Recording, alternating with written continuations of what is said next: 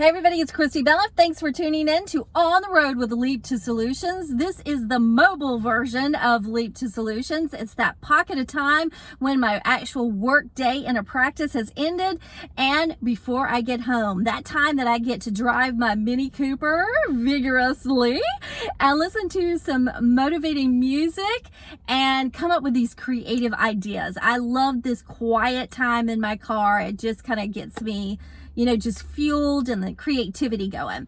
So I've been doing this series of videos to help you, the new graduate, the new dental student that's coming out on your own, about to get your license and trying to figure out what your career path is. So I touched a little bit yesterday about your opportunity to do fill-in work through the various dental agencies that may be available in your area, is that you can be able to work in a solo practice, a multi-doctor practice, or corporate level. And then by doing that, it kind of gives you an idea of what is going to be best fitted for you. So when you're moving to that next level, whether it be an associate or associate lead and buy-in, you are kind of navigating and determining what is actually going to fit for you moving forward. So that's a great opportunity. So today we're talking about being an associate in a practice.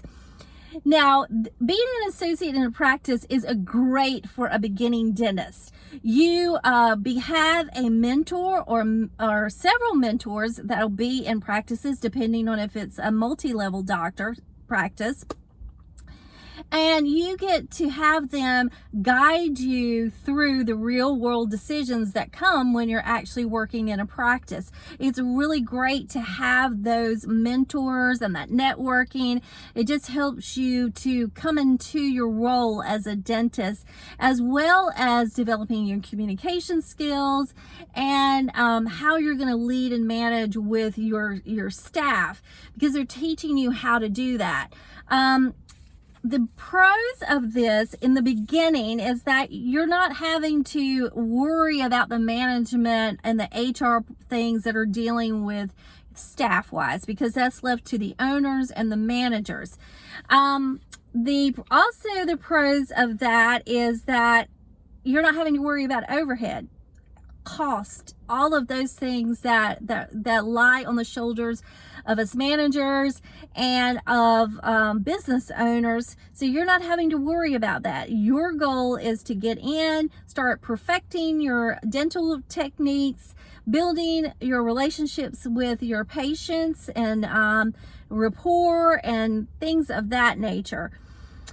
The cons of working with an associate could be the following, and it could be that you end up in a practice, if you're not careful and you haven't had these conversations ahead of time, you could end up in a situation where the owners are dictating what your schedule is going to be. And by that I mean they could be saying that you're not going to be able to do crown and bridge work because that lies on the senior doctors in the practice, or you're not going to be able to do endo or CEREC or whatever the case may be.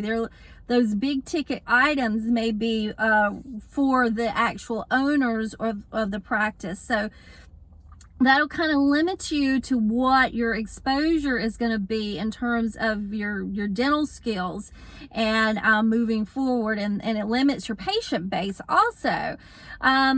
The other thing is is that you will either have an opportunity to be paid on a flat rate. I do see that sometimes.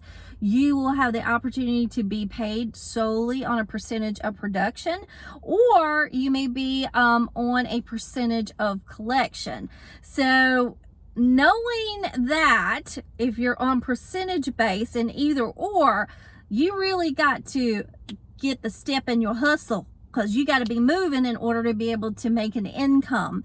So that's very important to keep in mind. And when you're going through contract negotiations and you're interviewing, these are some things that you want to ask. How are you being compensated if you're working in an associate role? The second thing you want to find out is if you're thinking about ownership in the future, you may want to ask, is this associateship for how long? Typically it's 2 years. And does it have an opportunity for buy-in? Because some practices it won't. You'll strictly be an associate for whatever period of time it is, and you're gaining a ton of valuable experience while you're in that role, but it may never pan out to being an actual owner. So you just kind of need to know where you're lying going in. It doesn't mean that things won't change, but it's important to kind of know where you're going to be at. And then the other thing that is kind of a con is that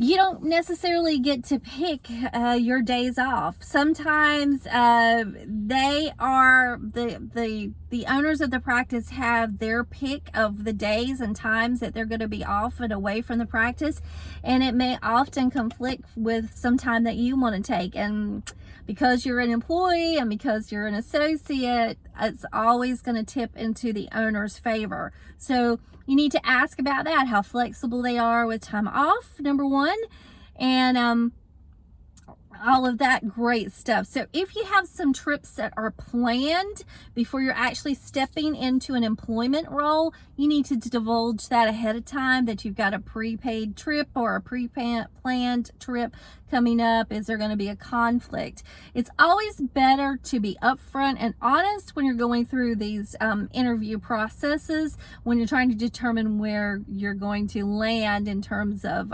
practices. So there's pros and cons to anything in life. Everything that you do, there's a pro, con. You have to weigh what's going to be best for you. In the associates that I have mentored in my 35-year career, I find that if you land in the right practice and you exert yourself to wanting to know the business of dentistry, the dentists are more than happy to mentor you. Also, the managers are more than happy to mentor you. And the more knowledge that you can gain, whether in the business, how the business runs, perfecting your communication skills with your patients, because there are patients of varying degrees. Some patients are bottom line. They want just simple, quick, diagnosis, time with them. Other patients, they need you to explain more, which takes time. So you have to learn to navigate between hygiene checks and what you're doing with your procedure. So it's a lot of learning in the beginning. You think when you're out of school, all the learning stops. Oh, no. The educational part and textbook part of dentistry stops, but the training and knowledge and experience is ongoing. So take advantage of whichever opportunity that you land on, and gain as much valuable experience that you can in the time frame that you are within these practices. So tomorrow I'm going to talk to you about associate to buy-in and being an owner in a practice. So stay tuned. And if you want to know any information, or if you need a coach to kind of help you through these interview processes, I'm more than happy to do that. I've kind of, as people came into our practice and interviewed, I gave them tips and helped them.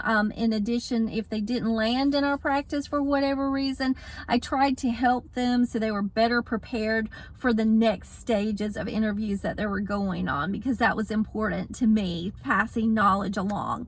So reach out to me at leap2solutions@gmail.com, and I will be more than happy to talk with you and coach you along the way to reaching success in your dental career. So until next time, take care and have a great evening.